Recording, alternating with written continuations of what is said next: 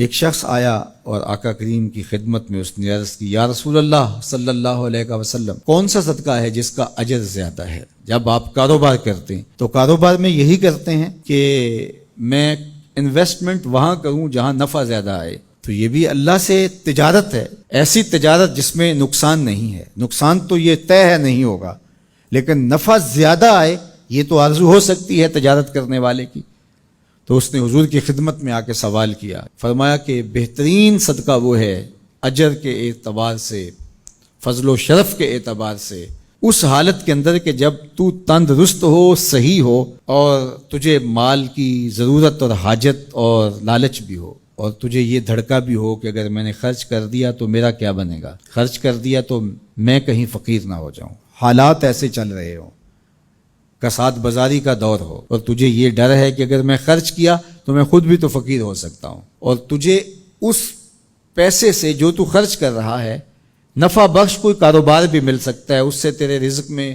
اور تیرے کاروبار میں اضافہ بھی ہو سکتا ہے، لیکن اس کے باوجود تو کرے، تو فرمایا یہ افضل صدقہ ہے۔ وَلَا تُمْهِلُ حَتَّى إِذَا بَلَغَتِ الْحُلْقُومَ قُلْتَ لِفُلَانٍ كَذَا وَلِفُلَانٍ كَذَا وَقَدْ كَانَ لِفُلَانٍ، نہ یہ کہ جب تیری سانس اکھڑ رہی ہو اور آخری ہچکیاں آ رہی ہوں اور سانس حلق کے قریب پہنچ گئی ہو، اور پھر تو کہے یہ میرا مال فلاں کو دے دینا، اتنا فلاں کو دے دینا، اتنا فلاں کو دے دینا۔ اللہ کے محبوب نے فرمایا تو نہ بھی کہتا تو یہ پھر بھی تیرا نہیں ہے، اب تو سب کو چھوڑ کے جا رہا ہے۔ تو بہترین صدقہ وہ ہے کہ جو اس حالت میں کیا جائے جب بندہ خود تندرست ہو، اس کو مال کی ضرورت ہو، اس مال سے عیش و عشرت کر سکتا ہو۔ عمومی طور پہ جوانی کے ایام کے اندر بندہ کہتا ہے یہ جوڑنے کا وقت ہے، حالانکہ اس وقت افضل صدقے کا وقت ہوتا ہے۔ خدا کی راہ میں خرچ کرو، خدا نے یہ نہیں کہا کہ سارا ہی خرچ کر دو،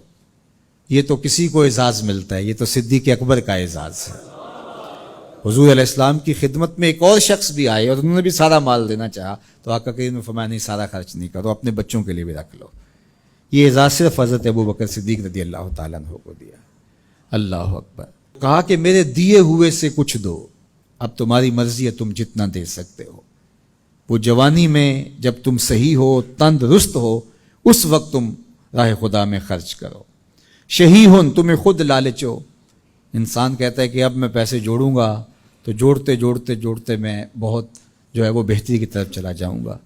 لیکن صدقے کو ان حالات کے اندر بھی ترک نہ کرے۔ تیسرا، تخش الفقرہ، کہ تمہیں فقر کا اندیشہ ہو کہ اگر میں نے دیا تو آج کل جو حالات ہیں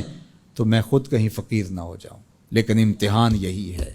جب ضرورت کو محسوس کرو، تمہیں خود فقر کا ڈر بھی ہو، پھر بھی راہ خدا میں خرچ کرو، تمہارا رب تمہیں فقیر نہیں ہونے دے گا۔ اس لیے کہ حضور علیہ السلام نے قسم کھا کے کہا، ما نقص مال عبد من صدقہ، میں محمد صلی اللہ علیہ وسلم قسم کھا کے ضمانت دیتا ہوں کہ صدقے سے مال گھٹتا نہیں ہے۔ اللہ اکبر۔ اور پھر وَتَامُلُ الْغِنَا، اور تم یہ سوچتے ہو کہ یہ پیسے ہم لگائیں گے کاروبار میں، فلاں جگہ پہ انویسٹ کریں گے تو بہت سارا نفع آ جائے گا، بندہ باز کا یہ سوچتا ہے اس نفع سے پھر دے دوں گا۔ اور میں نے دیکھا ہے کئی لوگ ساری زندگی ایسے کاٹ دیتے ہیں کہ اتنے ہوں گے تو دوں گا، نہ اتنے ہوتے ہیں نہ وہ دیتا ہے، کیونکہ یہ لالچ ختم ہی نہیں ہوتا۔